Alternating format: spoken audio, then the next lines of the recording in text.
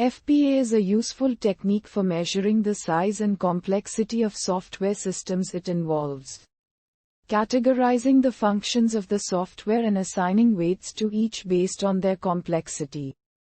By quantifying these functions and their associated weights, FPA provides an objective measure of the software's size and complexity. FPA has several objectives, including encouraging approximation, assisting with project management, enabling comparative analysis, improving cost-benefit analysis, and complying with business objectives. These objectives make FPA a valuable tool for software development projects.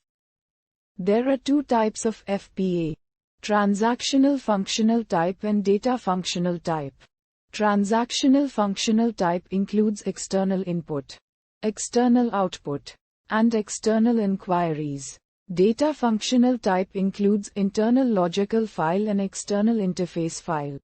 FPA offers several benefits, including technological independence, better accurate project estimation, improved interaction, making well-informed decisions, and early recognition of changes in scope. These benefits make FPA a valuable tool for software development projects.